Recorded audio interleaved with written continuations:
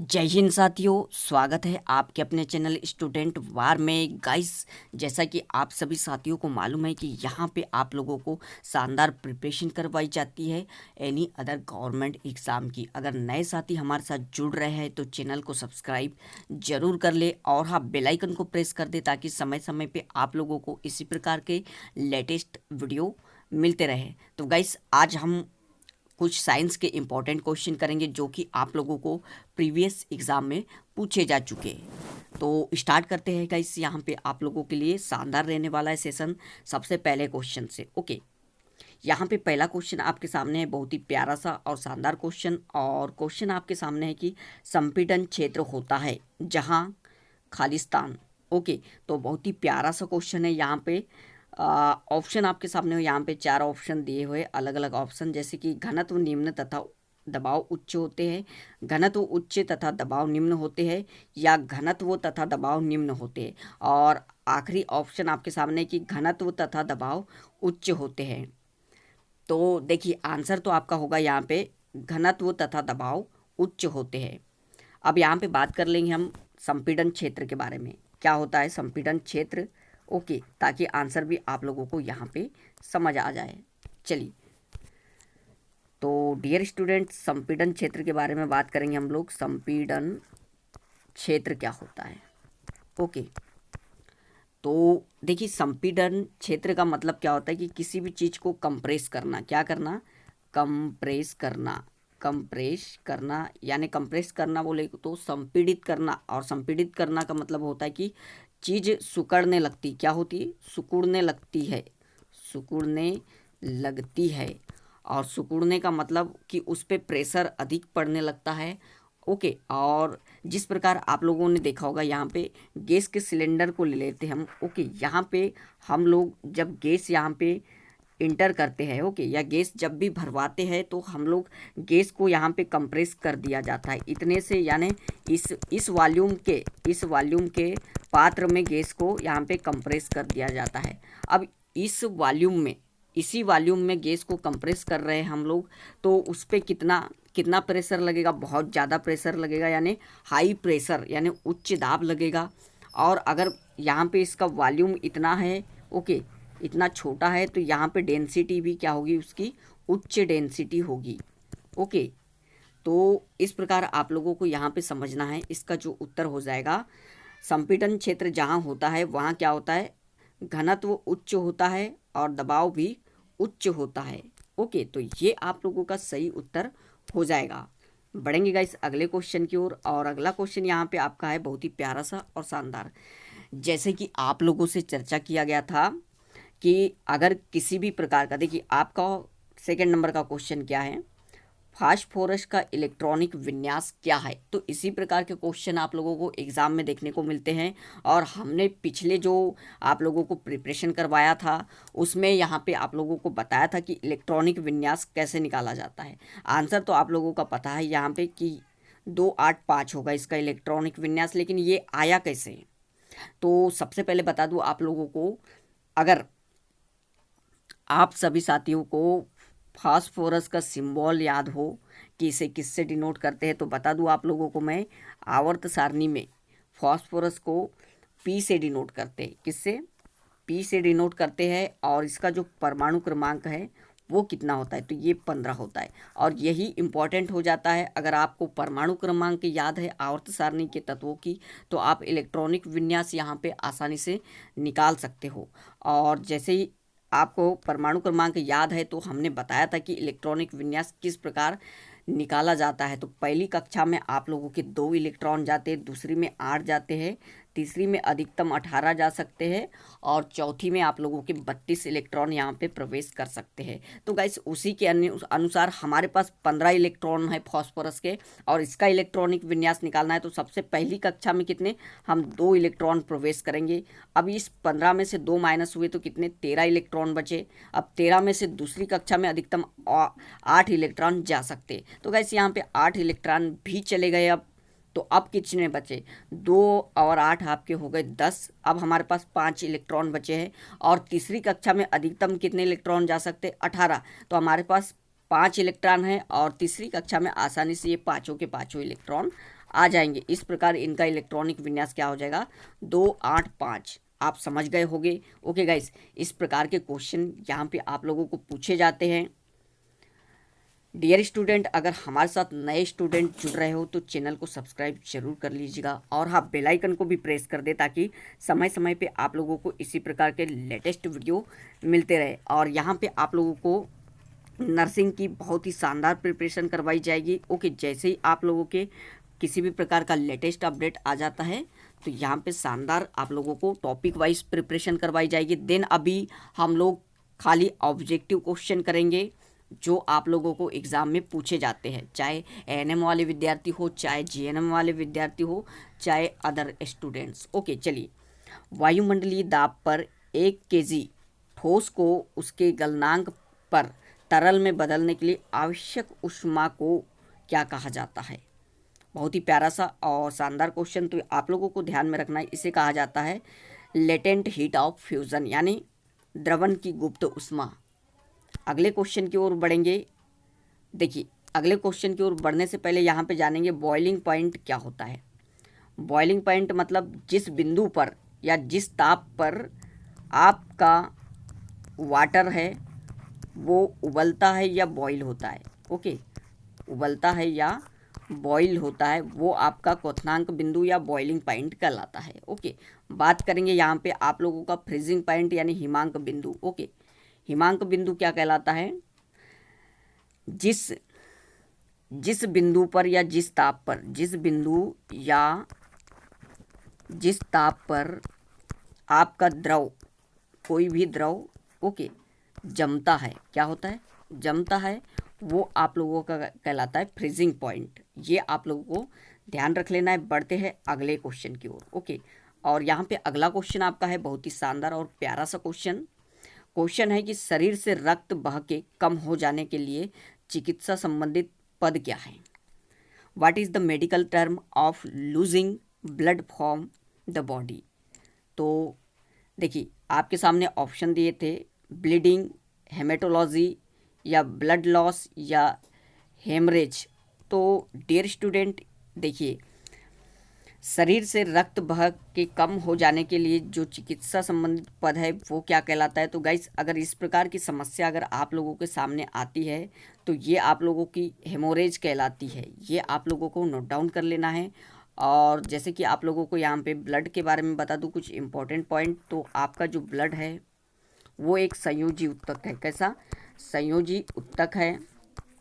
और हमारा जो ब्लड है उसका कलर कैसा होता है, रेड कलर होता है। और ये क्यों होता है, तो हमारे जो खून है, ब्लड है, उसमें हीमोग्लोबिन नाम का पिगमेंट पाया जाता है, एचबी हीमोग्लोबिन। और इसी हीमोग्लोबिन के कारण हमारा जो ब्लड है उसका कलर रेड होता है। ओके, ये आप लोगों को ध्यान रख लेना है। और जो ब्लड बनता है वो किन सेल के कारण बनता है, तो आरबीसी। किन के कारण बनता है dear student, RBC, red blood corpuscles के कारण बनता है। आप लोगों को नोट डाउन कर लेना है। बढ़ेंगे अगले क्वेश्चन की ओर। और अगला क्वेश्चन यहाँ पे आपका है बहुत ही प्यारा सा और शानदार क्वेश्चन नंबर 5। निम्न विकल्पों में से सही कथन को पहचानिए। ओके, देखिए, ये अभी आप लोगों के जो एग्ज़ाम हुए थे 2020 में, वहाँ के महत्वपूर्ण क्वेश्चन है। और ये साइंस के क्वेश्चन आप लोगों को करवाना ज़रूरी होता है। और जितने भी पुराने क्वेश्चन है वो यहाँ पे आप लोगों को करवाया जाएगा। ओके चलिए, तो क्वेश्चन में कहा गया है आपको कि out of the following options choose the correct statement. Okay, यानी निम्न विकल्पों में से सही कथन को पहचानिए। कुछ यहाँ पे कथन आप लोगों को दिया गया था, जैसे कि ओजोन मंडल वायुमंडल के झोप मंडल में स्थित है। तो ये तो बिल्कुल रॉन्ग हो जाता है। क्यों, क्योंकि आप लोगों को चर्चा कर चुका हूँ मैं, जैसे कि आप लोगों के लिए एक क्लास लेके आया था ब्रह्मांड या यूनिवर्स, उसमें चर्चा किया था मैंने। ओके, कि आपका जो ओजोन मंडल है ओके वो कहाँ पाया जाता है, वो आपके समताप मंडल में पाया जाता है। कहाँ डियर स्टूडेंट, समताप मंडल में पाया जाता है। इसलिए ये ऑप्शन तो बिल्कुल गलत हो गया था। और ये जो समताप मंडल में आपका ओजोन मंडल पाया जाता है, ओके, यहाँ पे ओजोन गैस पाई जाती, कौन सी, O3 पाई जाती है। आप लोगों को ध्यान में रखना है। और ये जो ओजोन गैस है O3, वो हमारा जो सूर्य से आने वाली अल्ट्रावायलेट किरणें हैं, यूवी किरणें, ओके, उससे हमारे शरीर की रक्षा करती है। अगर ये अल्ट्रावायलेट किरणें हमारे शरीर तक पहुंच जाए तो हमें कैंसर या लंग्स, ओके, फेफड़े जैसी संबंधित बीमारी यहाँ पे हो सकती है और काफ़ी नुकसान भी हो सकता है। तो इन्हीं किरणों से हमारी रक्षा करती है। और ये जो अल्ट्रावायलेट किरणें हैं ये उत्पन्न किस कारण होती है, तो जैसे कि आप लोगों को मालूम है CFC क्लोरोफ्लोरोकार्बन नाम की गैस है, इसके अधिक उत्सर्जन के कारण ये अल्ट्रावायलेट किरणें उत्पन्न होती है। और अभी हाल ही में इस क्लोरोफ्लोरोकार्बन के उत्पादन पे बैन भी लगाया जा चुका है। ओके, चलिए अब नेक्स्ट पॉइंट आपके सामने क्या दिया था कि वायु पृथ्वी के चारों ओर एक सुरक्षात्मक आवरण का निर्माण करती है और सभी सौर विकिरणों को पृथ्वी तक पहुंचने की अनुमति नहीं देती है। तो डियर स्टूडेंट, ये तो बिल्कुल यहाँ पे गलत है। ओके, आपका ऑप्शन, जैसे कि हमारी अल्ट्रावायलेट किरणें हैं उनको रोकने का काम कौन करती है, तो आपकी जो ओजोन मंडल है, क्या डियर स्टूडेंट, आपका जो ओजोन मंडल है वो अल्ट्रावायलेट किरणों को रोकने का काम करता है, न कि आपका जो है वायु। ओके, वायु का ये काम नहीं है। तो ये भी बिल्कुल रॉन्ग हो जाता। देखिए, ऑप्शन को सिर्फ ध्यानपूर्वक लर्न करना है, अपने आप यहाँ पे खुद ब खुद अगर आपने पढ़ा होगा तो गलत ऑप्शन छट जाते हैं। ऑक्सीजन की उपस्थिति से राइजोबियम में नाइट्रोजन स्थिरीकरण में वृद्धि होती है।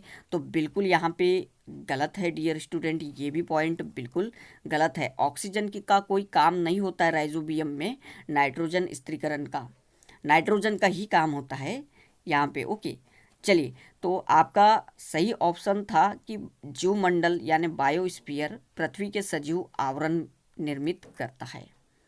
बिल्कुल आप लोगों को ध्यान में रखना है, जो आपका बायोस्फीयर है, जीवमंडल, वहाँ जो है विभिन्न प्रकार के जीव रहते हैं। सजीव, हम सजीव कह सकते हैं, सीधे सीधे शब्द अच्छा होगा कि सजीव। ओके, यानी लिविंग ऑर्गेनिज्म जो, ओके, विभिन्न प्रकार के लिविंग ऑर्गेनिज्म यानी जीवन पाया जाता है जीवमंडल में, बायोस्फीयर में, यानी वो एक प्रकार से पृथ्वी के ऊपर सजीव आवरण निर्मित करता है, बायोस्फीयर। तो ये बिल्कुल करेक्ट ऑप्शन था। ओके, अब बढ़ेंगे अगले क्वेश्चन की ओर। अगला क्वेश्चन यहाँ पे आपका बहुत ही प्यारा सा और शानदार क्वेश्चन है कि 2 मीटर फोकल लंबाई के लिए अवतल लेंस की शक्ति खालिस्तान है। तो यहाँ पे आप लोगों का सही उत्तर हो जाता -0.5D करेक्ट ऑप्शन होगा आप लोगों का। जो 2 मीटर की फोकल लंबाई के लिए अवतल लेंस की शक्ति होगी। तो डियर स्टूडेंट, जब भी यहाँ पे टॉपिक वाइज क्लास करवाई जाएगी तो आप लोगों के लिए यहाँ पे शानदार तरीके से न्यूमेरिकल क्वेश्चन और ऑब्जेक्टिव क्वेश्चन दोनों अलग से करवाए जाएंगे। जैसे कि आप लोगों के लिए ये जो लेसन है वो आपका लाइट से रिलेटेड लेसन है। ओके, कौन से, लाइट यानी प्रकाश से रिलेटेड यहाँ पे आप लोगों का सब्जेक्ट है, एक टॉपिक है, अध्याय, वहाँ से ये क्वेश्चन यहाँ पे दर्पण और लेंस से पूछा गया है। ओके, बढ़ेंगे अगले क्वेश्चन की ओर। ओके गाइस, यहाँ पे हम लोग पुराने क्वेश्चन कर रहे हैं और किस प्रकार के क्वेश्चन यहाँ पे पूछे जाते हैं वो आप लोगों को क्लियर करवाना है। ओके गाइस, और नेक्स्ट क्वेश्चन आपके सामने अगला है, which of the following sets of food items are rich in iron. निम्नलिखित में से कौन सा खाद्य पदार्थ आयरन से संबंध है। निम्नलिखित में से कौन सा खाद्य पदार्थ आयरन से समृद्ध है। आंवला, पालक और गुड़, आंवला, आलू, टमाटर, गाजर, भिंडी और गोभी, आंवला, पालक और आलू। बहुत ही प्यारा सा और शानदार यहाँ पे क्वेश्चन आप लोगों को पूछा था। ओके, तो गाइस यहाँ पे सभी जो ऑप्शन थे वो रॉन्ग थे। ओके, और सही आपका ऑप्शन था कि आंवला, पालक और गुड़ में जो है आपका आयरन काफ़ी अधिक पाया जाता है। ओके, नेक्स्ट क्वेश्चन यहाँ पे देखेंगे हम लोग। और नेक्स्ट अगला क्वेश्चन आपका है, निम्नलिखित में से कौन सा एंजाइम लैक्टिक अम्ल जीवाणु द्वारा निर्मित होता है। तो ये आपका था लैक्टेस। ओके, अगला क्वेश्चन देखते, और अगला क्वेश्चन यहाँ पे आप लोगों का है, सल्फर का खालिस्तान का एक उदाहरण है। सल्फर खालिस्तान का एक उदाहरण है। यौगिक का, वास्तविक विलयन का, निलंबन का या तत्व का। तो सीधे सीधे आप लोगों के लिए देखिए, ये भी क्वेश्चन यहाँ पे आप लोगों ने गलत किया है। और ऐसे सरल क्वेश्चन अगर आप लोगों से गलत हो जाए तो बिल्कुल यहाँ पे सोचने वाली बात है। जैसे कि आवर्त सारणी में आपका जो सल्फर तत्व है वो 16 नंबर का तत्व है। कौन सा? 16 नंबर का तत्व है और इसे सुल्वेरी भी कहा जाता है। ओके, बहुत ही प्यारा सा। और तो ये आप लोगों का एक एलिमेंट है, तत्व है, जो कि आवर्त सारणी में 16वें नंबर का तत्व है। बस इतना सा आप लोगों को सही करना था। ओके, बढ़ते हैं आगे। अगला क्वेश्चन आप लोगों का है 10वें नंबर का क्वेश्चन। निम्नलिखित में से कौन सा कृमि कृषि के लिए लाभदायक है? तो गाइस देखिए, यहाँ पे बताया था और ऐसे क्वेश्चन के बारे में चर्चा कर चुके थे हम लोग, और बहुत ही प्यारा था ये। तो जैसे कि आप लोगों को मालूम है, केचुआ अर्थवार्म जिसे कहते हैं, इसे किसानों का मित्र भी कहा जाता है। क्या कहा जाता है? किसानों का मित्र कहा जाता है। और ऐसा क्यों कहा जाता है? क्योंकि ये आप लोगों की जो भूमि होती है उसकी उर्वरा शक्ति को बढ़ाता है। कैसा करता है? उसकी उर्वरक शक्ति को बढ़ाता है केचुआ, और इसीलिए इसे किसानों का मित्र कहा जाता है। ये कृषि के लिए काफ़ी लाभदायक होता है। ध्यान रहे, केचुआ जो है वो आपका किससे श्वसन करता है? तो वो आपका होता है स्किन से। किससे? स्किन से रेस्पिरेशन या श्वसन करता है। जैसे कि हमारे जो मानव है वो लंग्स से करते हैं, किससे? फेफड़े से श्वसन करते हैं। इस प्रकार आपका केचुआ जो है वो स्किन से, किससे? त्वचा से यहाँ पे श्वसन करता है। देन अगला क्वेश्चन यहाँ पे देखते गाइस। तो अगला क्वेश्चन आपका है 11 नंबर का क्वेश्चन, और 11 नंबर का क्वेश्चन यहाँ पे है कि according to Newton's second law of motion which of the following is the correct formula? Newton की गति के दूसरे नियम के अनुसार निम्नलिखित में से कौन सा सही सूत्र है? तो बिल्कुल यहाँ पे आप लोगों के द्वारा सही किया गया है, और सही करना ही था, क्योंकि यहाँ पे हमने आप लोगों को स्टडी करवाया था कि जैसे कि न्यूटन के दूसरे नियम से आप लोगों को यहाँ पे सूत्र मिलता है। क्या मिलता है? उसका सूत्र मिलता है, और सूत्र होता है F=ma। बोले तो बल इज इक्वल टू द्रव्यमान गुना त्वरण होता है, और यही ऑप्शन आपका सही है। बढ़ेंगे अगले क्वेश्चन की ओर, और अगला क्वेश्चन यहाँ पे आपका है, रेत खालिस्तान का एक उदाहरण है शुद्ध पदार्थ का। तो ये बिल्कुल रॉन्ग हो जाएगा, क्योंकि रेत शुद्ध पदार्थ नहीं है। सजातीय पदार्थ का तो बिल्कुल गलत है, और यौगिक कंपाउंड भी नहीं है रेत। रेत एक विजातीय मिश्रण है। जी हाँ, रेत अलग अलग प्रकार के पदार्थों से मिलकर बना है। ओके, तो यहाँ पे आप लोगों को ध्यान में रखना है, आपका जो सेंड है रेत, ओके, वो एक प्रकार का मिश्रण है। क्या है? एक प्रकार का मिश्रण है। जैसे कि यहाँ पे अलग अलग पदार्थ, सिलिका वगैरह, मिट्टी वगैरह आदि यहाँ पे मिले हुए होते हैं। बात करेंगे यहाँ पे, bauxite is the main source of which metal? Bauxite किस धातु का मुख्य स्रोत है? तो बिल्कुल यहाँ पे बॉक्साइट एल्युमिनियम का मुख्य स्रोत है, और एल्युमिनियम का ये अयस्क है। क्या है? और है, अयस्क है। ये आप लोगों को नोट डाउन कर लेना है। बढ़ते हैं अगले क्वेश्चन की ओर। अगले क्वेश्चन की ओर बढ़ते हैं गाइस। तो 14 नंबर का क्वेश्चन है यहाँ पे, और 14 नंबर का क्वेश्चन आपका है, नोबल गैस या उत्कृष्ट गैस कौन सी है? तो ट्राइएटोमिक गैस या डायटोमिक गैस या मोनोएटोमिक गैस या डायटोमिक यौगिक? तो यहाँ पे आप लोगों का सही उत्तर हो जाएगा मोनोएटोमिक गैस। मोनोएटोमिक गैस आपकी उत्कृष्ट गैस है। बढ़ेंगे अगले क्वेश्चन की ओर, और अगला क्वेश्चन आपका देखते हैं। तो अगला क्वेश्चन यहाँ पे है गाइस, यहाँ पे ओजोन परत का ह्रास खालिस्तान के कारण होता है। तो जैसे कि बताया था आप लोगों को कि जो ओजोन परत का ह्रास होता है वो किस कारण होता है? तो आपका CFC यानी क्लोरोफ्लोरोकार्बन के कारण होता है। सबसे पहले बात कर ले कि आपकी जो ओजोन लेयर है, ओके, उसके बारे में बात करते हैं हम लोग, ओजोन लेयर के बारे में। ये जो आपकी ओजोन लेयर है ये कहाँ पाई जाती है? तो समताप मंडल में। कहाँ पाई जाती है? समताप मंडल में पाई जाती है। और अब ये ओजोन लेयर क्यों इम्पॉर्टेंट है? तो ओजोन लेयर में O3 नाम की गैस पाई जाती है, यानी ओजोन नाम की गैस पाई जाती है।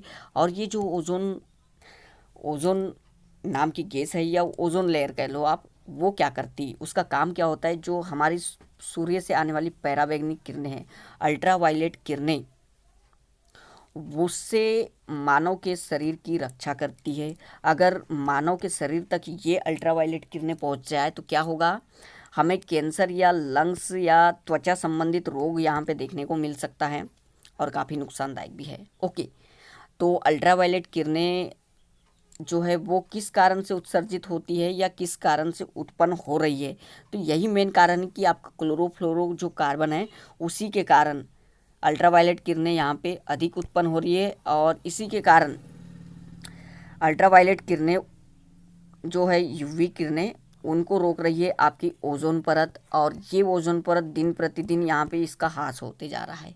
ओके, और इसका कारण आपका है क्लोरोफ्लोरो कार्बन। बढ़ेंगे अगले क्वेश्चन की ओर। तो गाइस यहाँ पे अगला क्वेश्चन यहाँ पे है गाइस, निम्नलिखित में से कौन सा खाद्य संरक्षण का सबसे अच्छा तरीका है जो सब्जियों को संरक्षित करने के लिए नियोजित किया जा सकता है। तो डियर स्टूडेंट ये आपका है डिहाइड्रेशन, निर्जलन। ओके, बढ़ेंगे अगले क्वेश्चन की ओर। और अगला क्वेश्चन यहाँ पे आपका है, किसके मध्य की अभिक्रिया के कारण उदासीन लवण उत्पादित होते हैं। प्रबल अम्ल और प्रबल क्षार के मध्य। बढ़ेंगे अगले क्वेश्चन की ओर। और अगला क्वेश्चन यहाँ पे आपका है गाइस, एक मेंढक के पिछले पैर झिल्लीदार होते हैं, इसके लिए पानी में तैरने के लिए। ओके, आप लोगों को ध्यान में रखना है, एक फ्रॉग, एक मेंढक, ओके, उसके जो पीछे वाले पैर होते हैं वो किस प्रकार के होते हैं, उनमें पॉलीथीन यानी पॉलीथीन लगा होता है। और ये क्यों दिया होता है उनके पैरों में, क्योंकि ताकि फ्रॉग यहाँ पे वाटर में फ्लाई कर सकते, ओके, तैर कर सकते हैं, ओके, स्विमिंग कर सकते हैं, ओके, तैर सकते हैं, इसी कारण यहाँ पे दिया हुआ रहता है पॉलीथीन उनके पिछले पैरों में।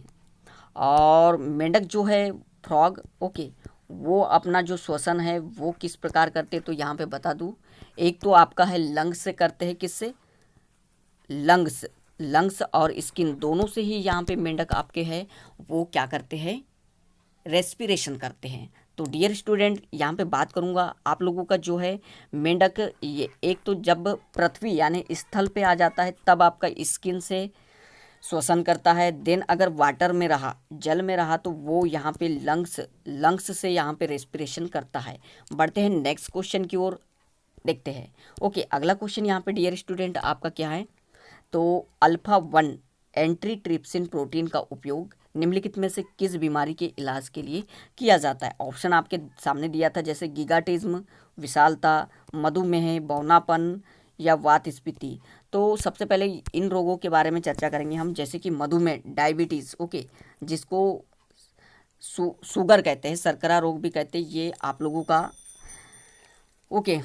और यहाँ पे बौनापन और विशालता, ये जो रोग है, ओके, ये बिल्कुल भी इस कारण से नहीं होते हैं। अल्फा 1 एंट्रीट्रिप्सिन प्रोटीन का उपयोग इस बीमारी के इलाज के लिए होता है। देखिए, वातस्फीति यानी एम्फीसेमा के कारण होता है, ये आप लोगों को नोट डाउन कर लेना है, ओके। देन बढ़ते हैं यहाँ पे अगले क्वेश्चन की ओर। तो अगला क्वेश्चन आपका गाइस यहाँ पे है, वैश्विक तापन को निम्नलिखित सभी द्वारा नियंत्रित किया जा सकता है सिवाय इसके पेड़ लगाना।